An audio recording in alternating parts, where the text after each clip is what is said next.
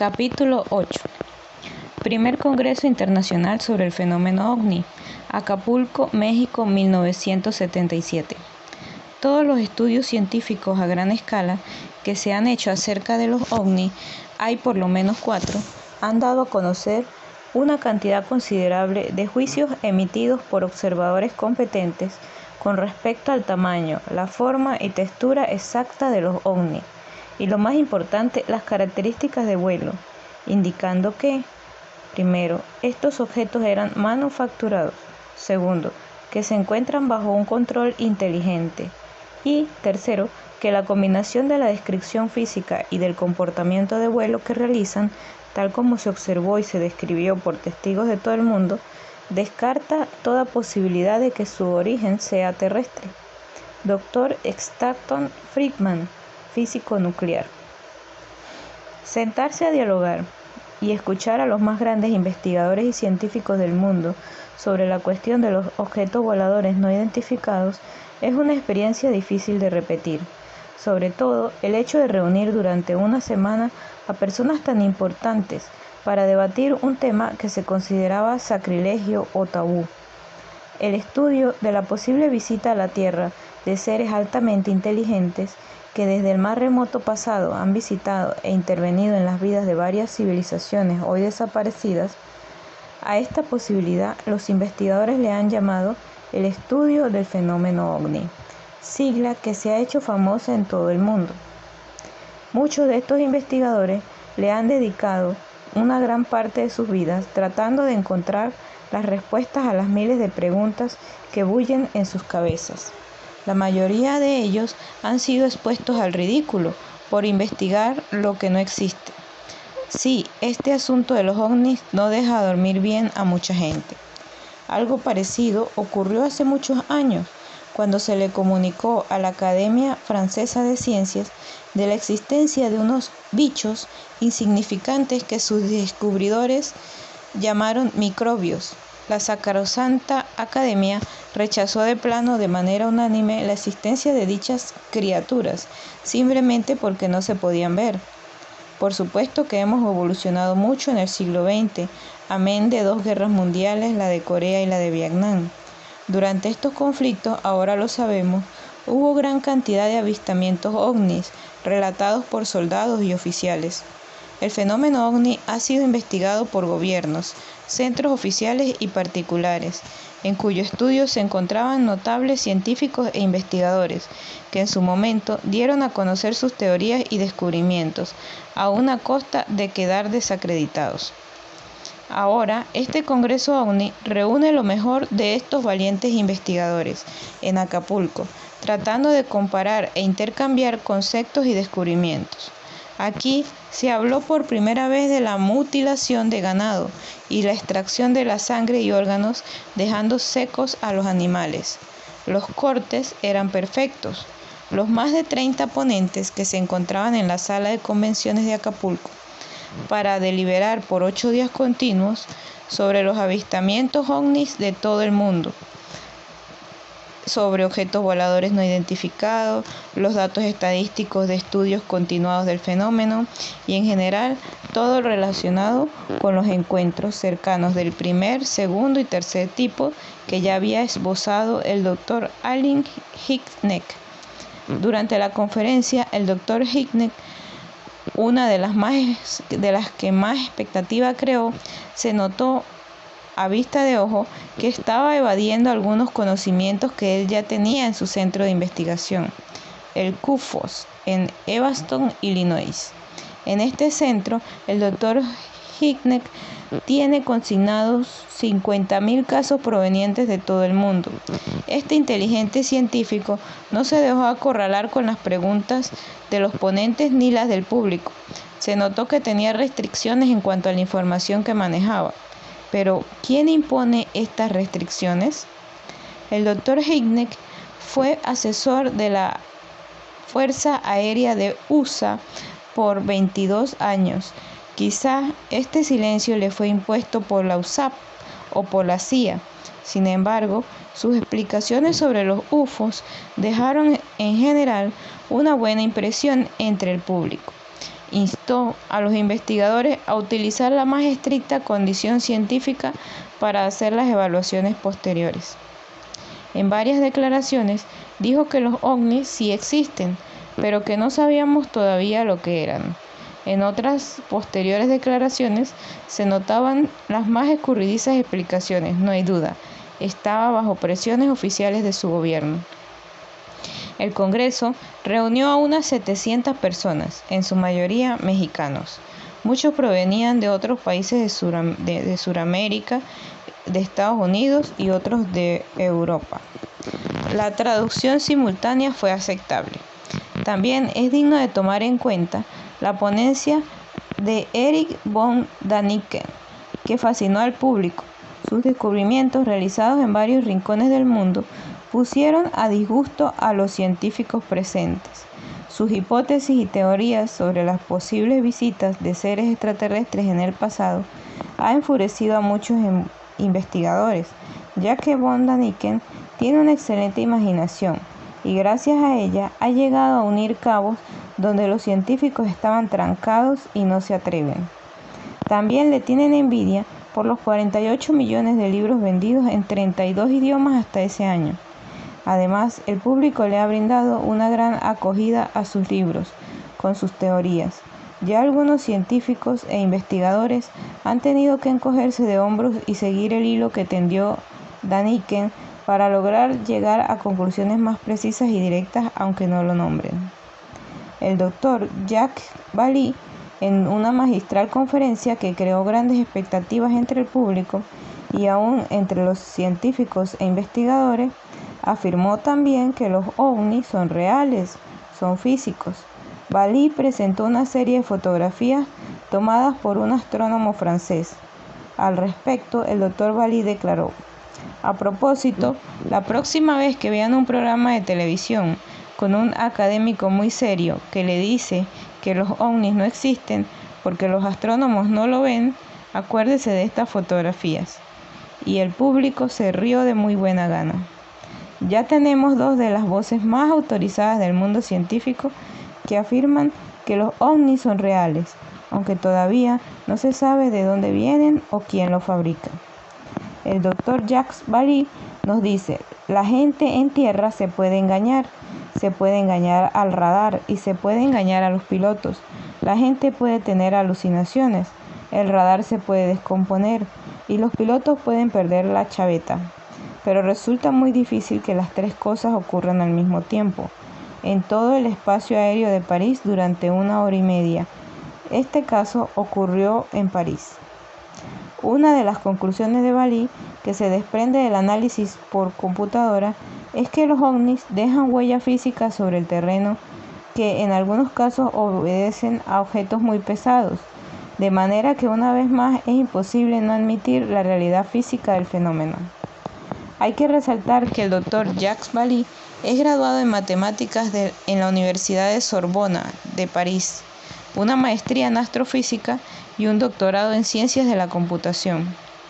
A una pregunta hecha por uno de los ponentes sobre cuál sería el caso más espectacular estudiado por él sobre una aparición ovni, Vallée afirmó sin titubear que el caso más extraordinario que él conoce es el de Fátima, con unos 60.000 personas de todos los estratos sociales, lo que indica que los testigos sí fueron conmovidos por esta aparición.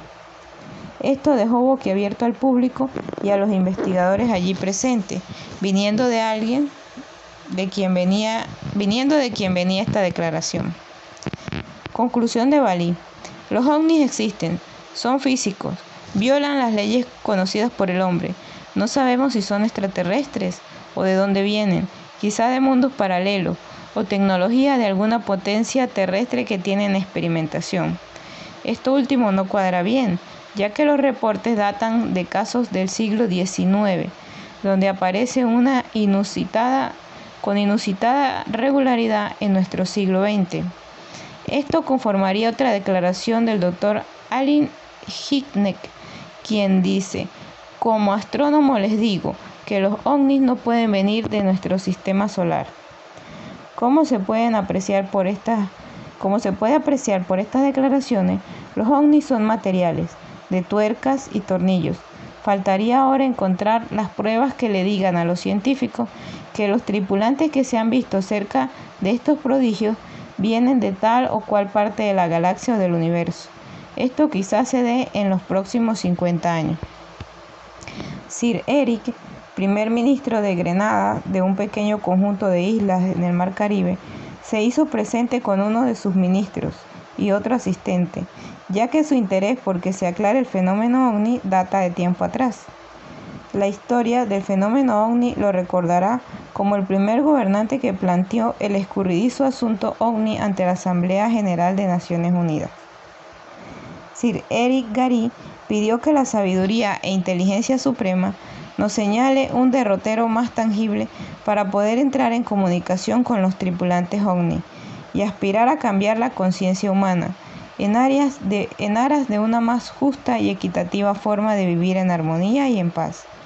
Prometió realizar en Grenada el segundo Congreso OVNI Mundial, con quizás los auspicios de las Naciones Unidas, para realizarlo 2 años después, cosa que nunca se concretó, ya que Sir Eric Gairy fue depuesto por un golpe militar en 1979. John Keel, periodista, investigador y escritor, se refirió en su libro Operación Caballo de Troya, que es considerado uno de los clásicos del tema OVNI, y a los resultados de sus investigaciones de varios años.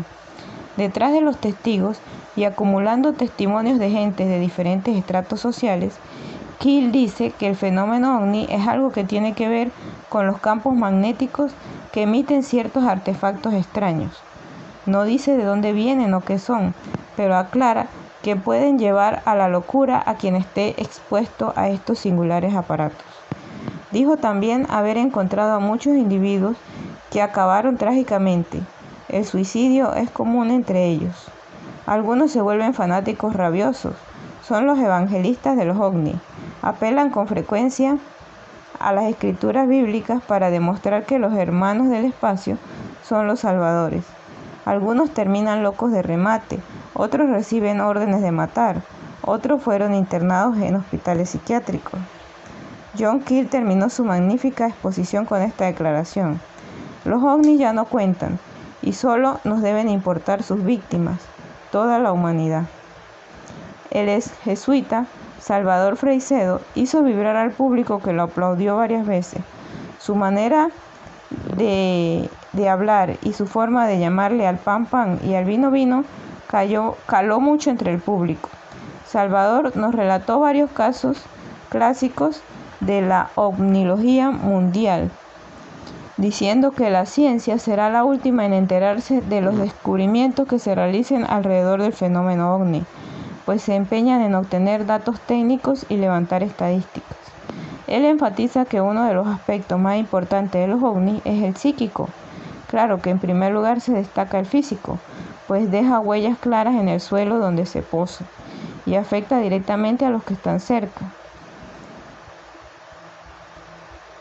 Estamos embarcados en una escena de brujas muy difícil de predecir el final.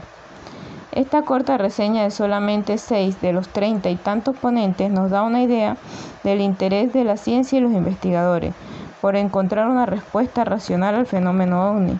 Así, nos damos cuenta de que los gobiernos tienen un interés por conocer el trasfondo de todo el fenómeno y cómo, con sus hondas implicaciones, afecta o afectará a toda la raza humana. Entre los investigadores invitados al Congreso se encontraba el profesor Fabio Serpa, Argentina, un gran investigador muy conocido no solo en América sino en Europa. Fabio presentó el documento Caso del chofer Dionisio Yanca, de 28 años, que fue abducido mientras cambiaba una llanta de su camión que se había pinchado. Esto sucedió el 26 de octubre de 1973, 7 días antes que el mío. El caso fue investigado y documentado por un equipo de profesionales que trabajaron con Fabio Serpa. Durante todo el desarrollo de la investigación, este caso es quizá uno de los mejor documentados del mundo. Fabio fue quien investigó mi experiencia cuando la conoció en 1975, en Bogotá. El caso Yanca sucedió en la ciudad de Bahía Blanca, Argentina. Con razón, el investigador y el escritor mexicano Pedro Ferriz lo llamó la máquina de investigar.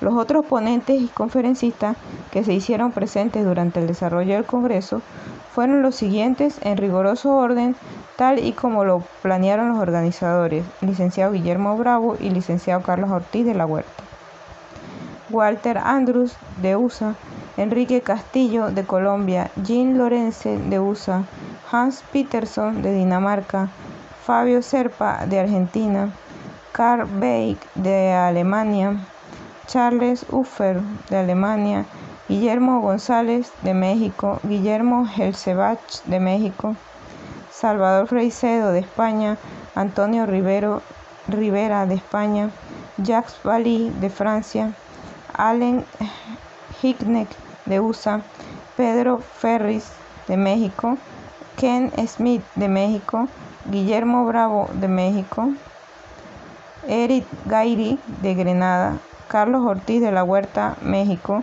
Eric von Daniken de Suiza,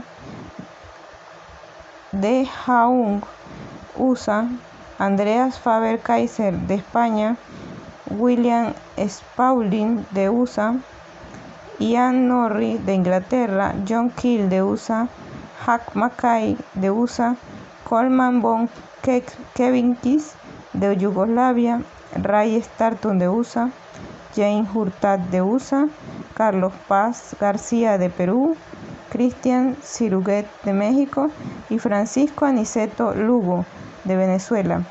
Este congreso aportó muchas cosas nuevas y otras las confirmó. Creo sinceramente que, aunque el evento dejó pérdidas por casi 2 millones de pesos mexicanos a sus organizadores, ha sido uno de los mejores que se han dado en el mundo. Felicitaciones a Guillermo Bravo y a Carlos Ortiz de la Huerta por su gran esfuerzo para haber cristalizado este congreso, que atrajo la atención de grandes investigadores y científicos, y en donde se firmó un documento con las firmas de todos los participantes, que fue entregado al secretario de las Naciones Unidas por medio de Sir Eric Gairy, pidiéndole la atención sobre la necesidad de que las Naciones Unidas organicen un comité especializado para investigar el fenómeno ovni en todo el mundo. Por otra parte, mi conferencia giró en torno a 3 sucesos, 2 investigados por mí y uno por el representante de la APRO de Tucson, Arizona, el señor Ilion Simon, quien en ese entonces vivía en Bogotá, Colombia. Después de mi saludo a los organizadores y ponentes, incluyendo el público en general, me referí al primer caso, sintetizado así: un ovni angelical. El 16 de febrero de 1977, a las 4:45 de la mañana, un avión de Iberia despega del aeropuerto de Maiquetía, rumbo a Bogotá, en la continuación de su viaje procedente de Madrid, España. En el momento de estabilizar el avión a su velocidad de crucero, un extraño objeto se coloca a su derecha. Lo ven el piloto y los tripulantes. Al mismo tiempo, las agujas del tablero acusan una variación. En cuanto a la tripulación habla de esa variación, el objeto se aleja un poco, donde no afecta los instrumentos del avión. Perdida de vista la torre de control, cambian de frecuencia y al encontrar un canal abierto, tratan de comunicarse por radio con el objeto. El piloto les habla en español, el copiloto en inglés, el ingeniero de vuelo en francés y en alemán, pero no hay respuesta. Pero saben que los oyen porque el canal sigue abierto. Les hablan de sus mujeres, de sus hijos, de su compañía, pero nada. La tripulación cambia de idea y les hace una proposición. Sabemos que ustedes son entidades de otro planeta y nos gustaría mucho que, si nos están entendiendo, nos lo demuestren sin necesidad de hablar. Vamos a encender y apagar las luces de las alas traseras y si nos comprenden, por favor, hacer lo mismo. Y lo extraordinario es que el objeto se puso a imitar las señales. Las 2 horas de vuelo se convirtieron en 2 horas de diálogo con juego de luces. Cuando quisieron entablar conversación telepática no obtuvieron resultados. Solo las voces de la tripulación que se turnaban al micrófono lograban mantener interesado al objeto. Al acercarse a Bogotá, se tuvieron que separar. El piloto habló con ellos por última vez. Sentimos mucho tener que cerrar nuestro canal, dijo. Tenemos que comunicarnos con la torre de control porque ya estamos en zona transitada. Sabemos que son amigos y que vienen del cosmos y tal vez nos volvamos a encontrar en otra de estas rutas.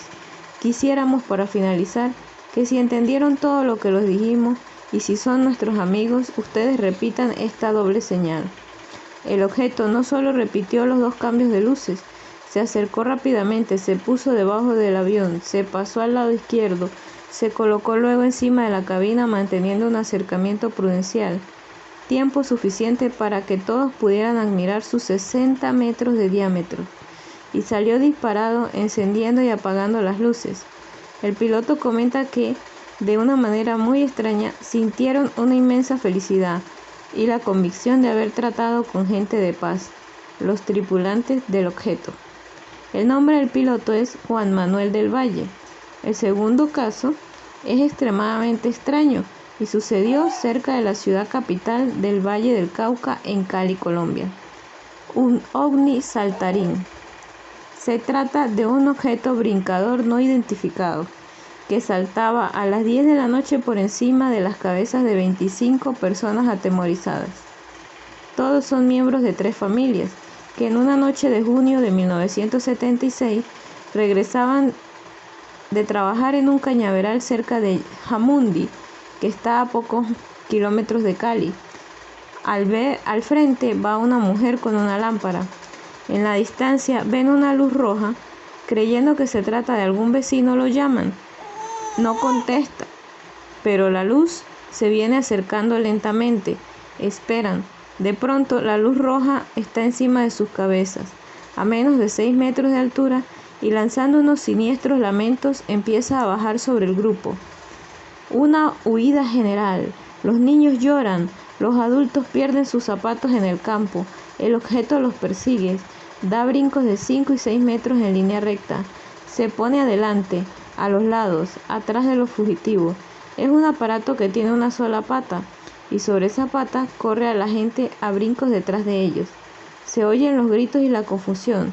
Sigue lamentándose. Encima de la pata hay una especie de triángulo, como de 1 metro de alto. Adentro no hay nadie, solo una extraña lámpara roja con unos filamentos que algunos alcanzan a ver. Otros distinguen un resplandor y unos contornos indefinidos. La pesadilla dura 10 minutos.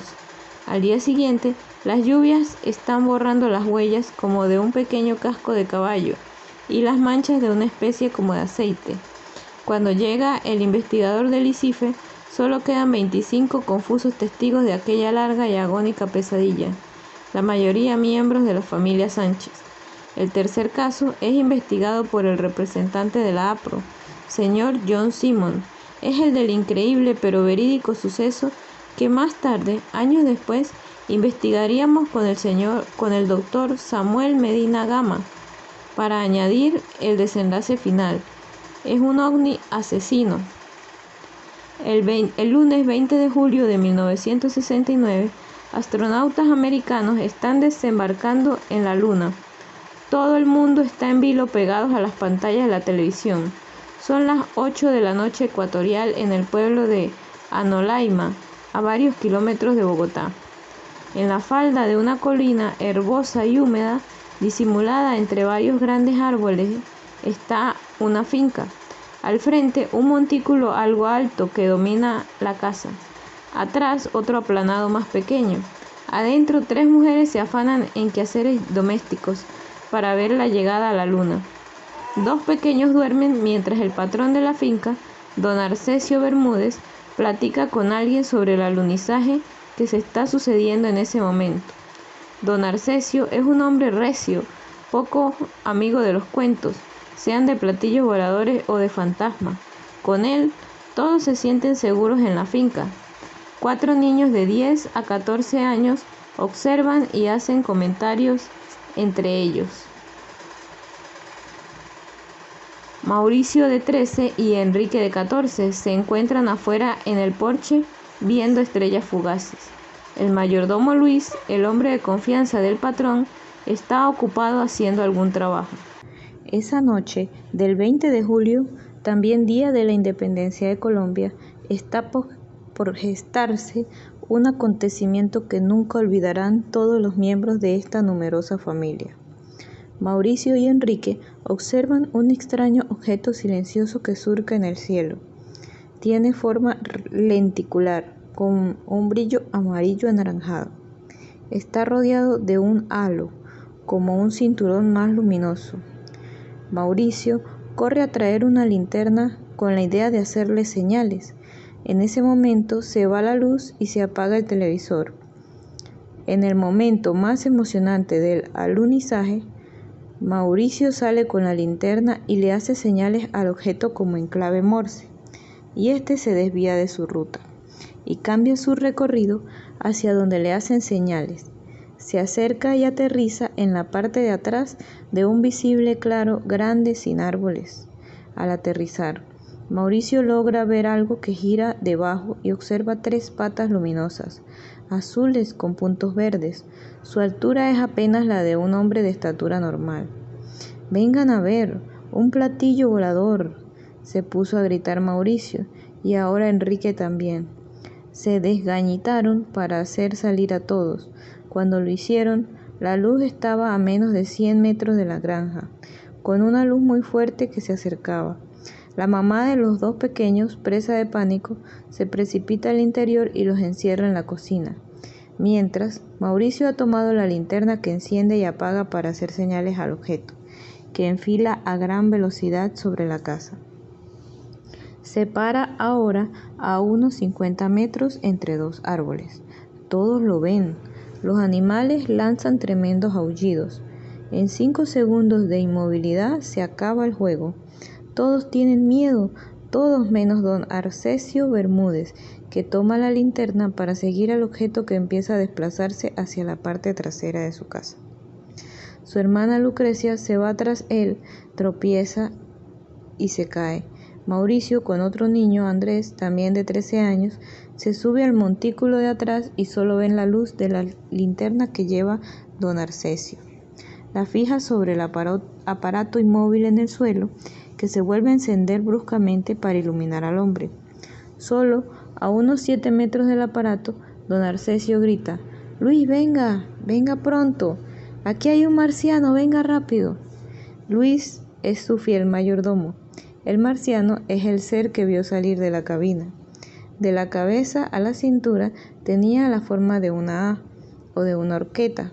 Era luminoso. Luis se acercaba con un machete en la mano. No terminaba de gritar cuando el aparato se elevó y se fue por donde había venido entre los árboles. Don Arcesio se expuso a casi 4 metros del marciano, que le indicaba con sus manos que no se acercara.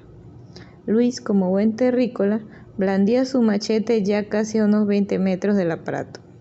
La arrancada fue espectacular. El objeto impulsó la máquina y se vio un gran destello de luz azulosa en el momento que entraba por una pequeña rampa el marciano. A don Arcesio le cayó toda la luz que brilló al momento del despegue. A 3 kilómetros de allí, sus vecinos lo vieron cuando pasó rasante. A los 5 minutos, un ovni rojo brillante, a 100 metros de altura, voló sobre la casa. Cruzó el cielo lenta y uniforme y silenciosamente. Don Arcesio el valiente estaba asustado. Su reloj se paró. En la noche, don Arcesio empieza a tener escalofríos y vómitos. Su piel está fría, su cuerpo está frío. Él dice no tener frío, pero su temperatura es de 35 grados.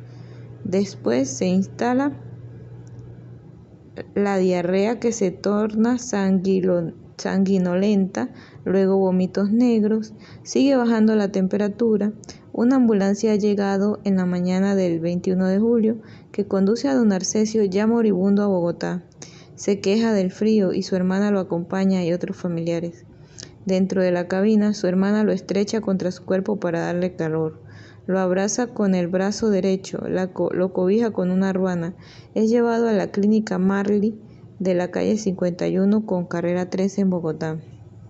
Don Arcesio muere en la clínica el día 22. con la temperatura por debajo de los 30 grados. La autopsia revela, después de una intervención del Instituto de Asuntos Nucleares, que los síntomas corresponden a los efectos de una dosis letal de rayos gamma de 100 a 500 rems. Prácticamente, don Arcesio murió pulverizado por dentro, según informe no oficial de una enfermera de tal clínica. En 1977, la hermana de don Arcesio muere semiparalizada del lado derecho 8 años después, el lado que estuvo expuesto cuando don Arcesio era traído a la clínica de Bogotá. En la mente de 12 testigos continúa rondando la imagen del ovni que se hizo seguir por un hombre para matarlo en los predios de su propia casa. Mauricio, Enrique y Andrés, entre otros, se ríen cuando alguien les dice que los platillos voladores no existen. Estas 3 muestras de intervención ovni fueron sintetizadas y extraídas del libro de Pedro Ferriz y Christian Siruek, Los hombres del ovni. Pedro Ferriz dice en su libro: Enrique del Castillo Rincón ha fundado en Colombia, Venezuela y Costa Rica institutos que se dedican a investigar todo lo concerniente al fenómeno ovni. Para él, la investigación es una necesidad. O se dedica a ella o se declare loco. Él vivió una experiencia ovnística. Su cerebro registra un encuentro con un platillo, contactos con su tripulante, incluso una estancia a bordo del ovni. Sin embargo, se rehúsa a admitir la realidad de esa experiencia. Enrique Castillo piensa que el fenómeno pudo implantarlo todo en su mente sin que él participara físicamente del suceso. Es para probar algún día esa probabilidad que se volvió investigador. Basta enterarse de la objetividad de sus informes para tranquilizarnos en cuanto a la cordura de algunos contactados, pero con él empezamos a vislumbrar la malignidad potencial del fenómeno. Al finalizar en el Congreso Mundial OVNI de Acapulco, de regreso a Bogotá, Colombia, Samuel Medina y yo nos preparábamos para una gira por Centroamérica. Deberíamos visitar Costa Rica, Honduras y Guatemala. Los problemas económicos nos ahogaban y se nos dificultaba obtener el dinero para el viaje, y además dejar financiada a la familia por un largo tiempo. Este viaje se realizó en avión hasta San José, Costa Rica. Después todo se hizo por tierra, pasando por Nicaragua, el momento en que se iniciaba la revolución sandinista. Aquí consigno la copia de un préstamo que nos hizo la señora Gloria Marín Valdés, posteriormente señora de Medina, quien con su gentil ayuda nos proporcionó la posibilidad de salir en esta gira por estos países. El préstamo fue de 2,000 pesos colombianos, suma que fue devuelta en el año de 1997, o sea, 19 años después. Gracias, señora Gloria. Un caso para el recuerdo. Fin del capítulo 8.